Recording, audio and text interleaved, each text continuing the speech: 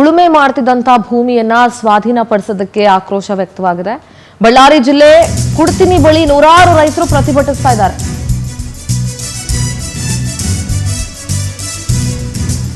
ಬಳ್ಳಾರಿ ಜಿಲ್ಲೆ ಕುಡ್ತಿನಿ ಬಳಿ ನೂರಾರು ರೈತರು ಪ್ರತಿಭಟನೆ ನಡೆಸ್ತಾ ಇದ್ದಾರೆ.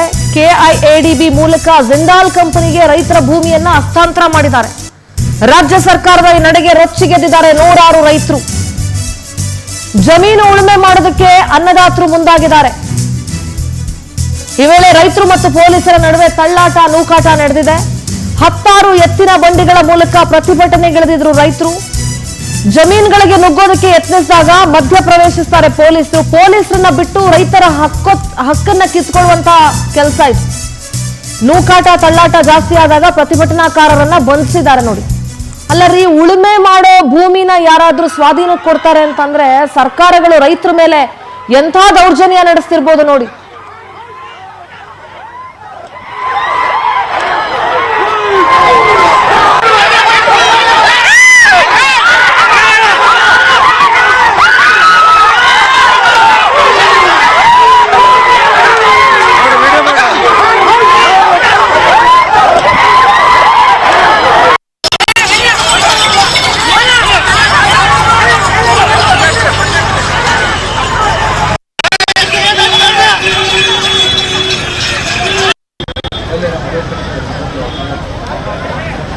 ಆರ್ಸೆಲರ್ ಮಿಟ್ಟಲ್ ಕಂಪನಿ ಅಂತ ನಾವು ಜಮೀನು ಕೊಟ್ಟಿದ್ದೀವಿ.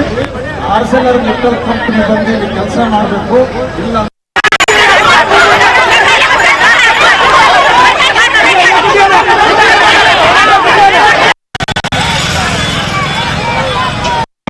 ಅವರಿಗೆ ಹೇಳಿ ಧಿಕ್ಕಾರ, ಎಂಬಿ ಪಾಟೀಲ್ ಅವರಿಗೆ ಹೇಳಿ ಧಿಕ್ಕಾರ.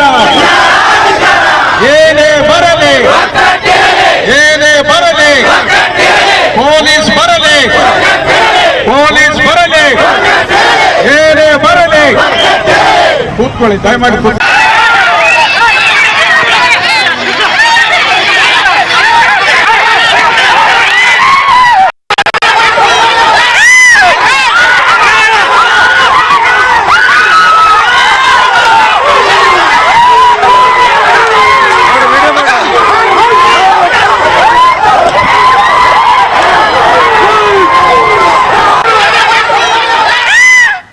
ಬಳ್ಳಾರಿ ಪ್ರತಿನಿಧಿ ವೀರೇಶ್ ನೇರ ಸಂಪರ್ಕದಲ್ಲಿ ಜಾಯ್ನ್ ಆಗ್ತಾ ಇದ್ದಾರೆ. ವೀರೇಶ್, ಉಳುಮೆ ಮಾಡುವಂತ ಭೂಮಿಯನ್ನ ಬಲವಂತವಾಗಿ ರೈತರಿಂದ ಕಿತ್ಕೊಂಡು ಜಿಂದಾಲ್ ಕಂಪನಿ ಕೊಟ್ಟಿದೆ ಸರ್ಕಾರ. ಸರ್ಕಾರದ ಈ ನಡೆಗೆ ರೈತರು ತೀವ್ರ ಆಕ್ರೋಶ ವ್ಯಕ್ತಪಡಿಸ್ತಾ ಇದ್ದಾರೆ. ಯಾಕೆ ಹೀಗಾಯ್ತು?